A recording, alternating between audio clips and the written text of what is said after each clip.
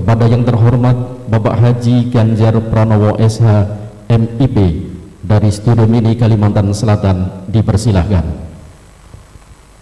Tadi saya sepakat sekali bahwa pendiri bangsa ini, ya, pendiri bangsa ini ada politisi, ada para ulama, begitu ya. Terus kemudian ada tokoh-tokoh masyarakat yang merepresentasikan banyak kelompok. Mereka menginginkan kehidupan yang jauh lebih baik. Mereka menginginkan harapan-harapan masa depan sebagai bangsa dan negara yang lebih baik. Tentu saja konsensus atau sepakat inilah yang mesti kita rawat. Di dalamnya pernik-perniknya banyak, Bapak Ibu.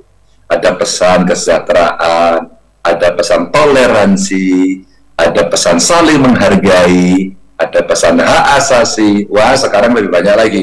Ada pesan gempuran bonus demografi, karena banyak sekali anak muda kita besok ke depan mereka ini mau kita apakan.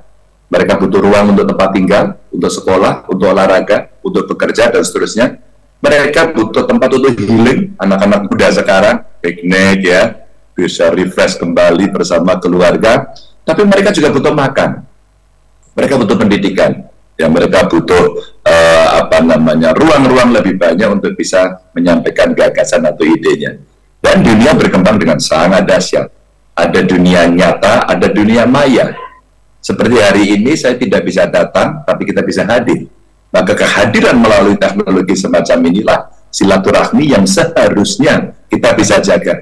Jadi ada satu yang baik karena perkembangan teknologi, termasuk alat kecil ini. Alat kecil ini sekarang bisa menjadi harimau juga, begitu ya. Kalau dulu mulutmu harimau, sekarang jarimu bisa jadi harimau. Bapak Ibu hadirin yang sangat saya hormati, maka saya senang sekali HDI membawa tema ini karena konteksnya menjadi pas. Tahun-tahun depan, bulan-bulan depan, ya kira-kira ya 3-4 bulan ke depan situasi kita pasti bisa hangat. Tapi siapa yang bisa mendinginkan? Ya kita. Karena apa? Karena toleransi. Kalau kita berbeda pada pilihan-pilihan, buat saya itulah penghormatan yang mesti diberikan. Itulah ujian yang mesti diberikan. Maka sekarang kita mesti betul-betul bisa membaca bagaimana sejarah itu bisa berjalan, bagaimana tantangan masa depan itu mesti kita respon, dan bagaimana posisi kita hari ini ketika kita berkomunikasi dengan yang lain. Maka Bapak Ibu yang sangat saya hormati, ketika kita melihat perbedaan suku, tapi dia orang Indonesia, toh mimpi kita adalah mimpi kemakmuran bersama. Ketika kita berbeda, melihat perbedaan ras atau golongan, toh ketika kita orang Indonesia, pasti mimpinya sama. Atau barangkali ketika kita berbeda agama, pasti mimpinya sama. Maka kemudian, bagaimana kita saling menghargai, saling menghormati itu. Saya bertemu dengan banyak tokoh agama beberapa hari terakhir. Kalau yang tokoh agama Islam sudah terlalu sering, memang kita komunikasi cukup intens, apakah itu dari kelompok-kelompok yang ada di sekolah-sekolah, di kegiatan ormas Islam, di organisasi-organisasi yang ada, atau barangkali pada event seperti hari ini, yang nanti narasumbernya banyak termasuk dari Pemprov. Ya, kalau kemudian kita berbicara pada agama yang lain, umpama kemarin pembacaan Tripitaka, itu kalau kita seperti MTQ gitu kayaknya ya kalau Muslim, itu di Borobudur, dan mereka menyampaikan penghormatan karena kami terima kasih Pak, sekarang kami bisa menggunakan sebagian kecil ruang dari Borobudur untuk ibadah umat Buddha. Atau umat Hindu yang ada di banyak tempat dari Indonesia kemarin juga menyampaikan terima kasih karena sudah berbicara di ruang, sedikit ruang yang ada di Candi Prambanan. Maka cara penghormatan kita Bapak Ibu yang bisa diberikan. Meskipun masih ada lagi, kemarin saya ketemu para pendeta, kenapa ya Pak Ganjar, kalau kita buat rumah ibadah kok tidak mudah? Padahal konstitusi kita memberikan kesempatan itu. Maka diskusi-diskusi panjang ini ternyata Bapak Ibu bisa diselesaikan dengan apa? Duduk bersama, ngobrol, ngopi, orang Jawa bilang rembukan. Ono rembuk dirembuk, duduk manis, kita kemudian bicara dari hati ke hati, mengurangi emosi-emosi kita. Apalagi berkait dengan spirit kelompok masing-masing. Itulah sharing. Itulah cara kita berbagi. Maka kita melihat perkembangan dunia Bapak Ibu. Amerika beberapa waktu hari terakhir, tahun terakhir maksud saya, ya sebagai negara kampion demokrasi ternyata ya terjadi banyak masalah. Ternyata yang kelompok putih, kelompok hitam masih bentrok. Ada pemilu kemarin pilihan presidennya tidak sama pengakuannya di antara kelompoknya, lalu parlemennya diduduki.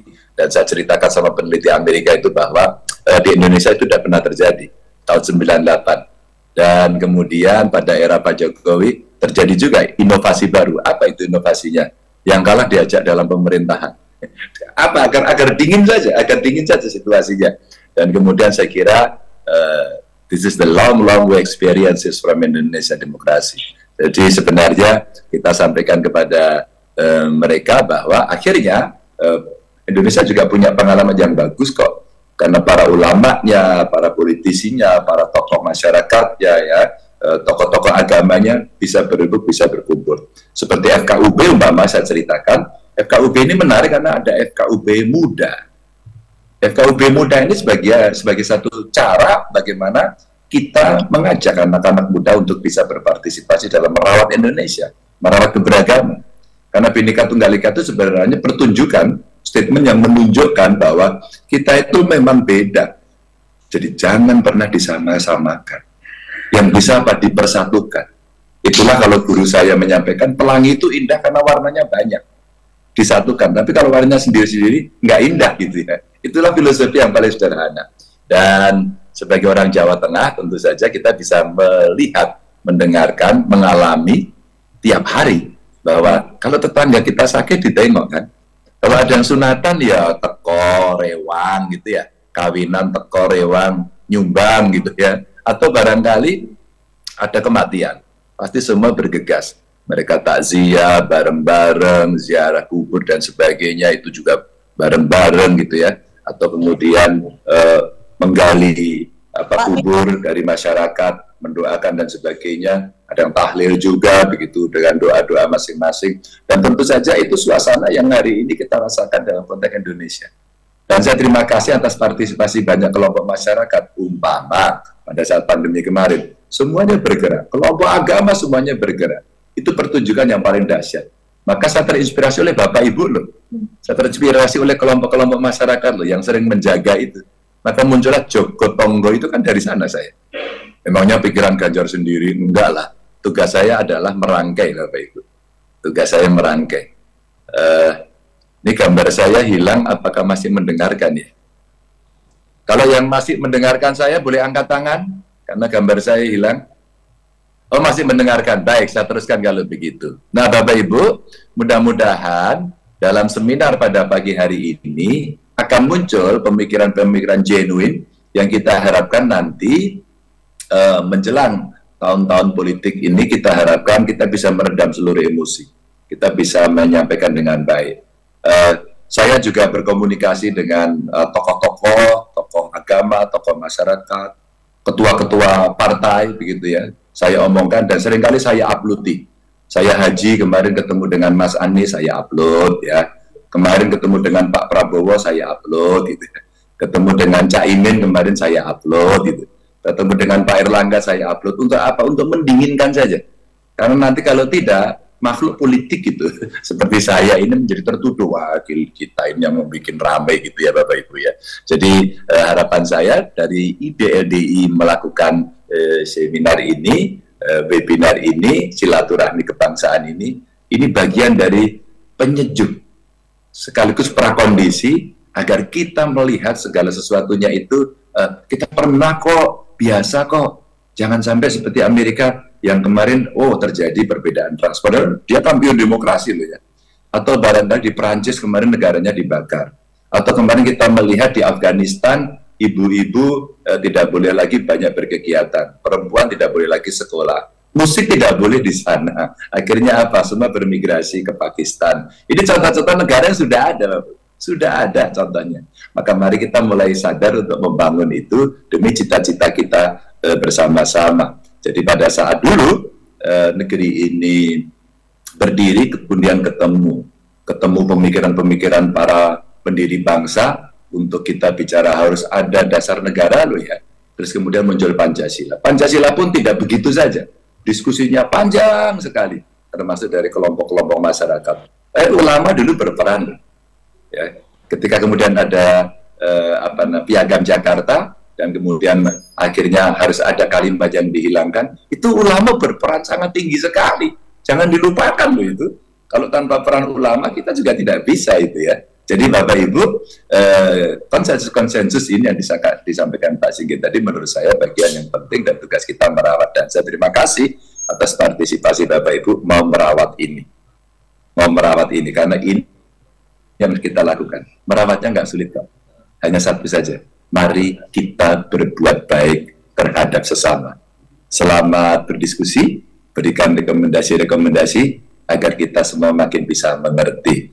Dengan mengucap Bismillahirrahmanirrahim, izinkan saya membuka silaturahmi kebangsaan yang diinisiasi oleh LDI ini, dan mudah-mudahan nanti banyak tokoh, banyak narasumber yang bisa memberikan materi sehingga kita akan bisa memahami situasi kebatinan sebagai sesama anak bangsa.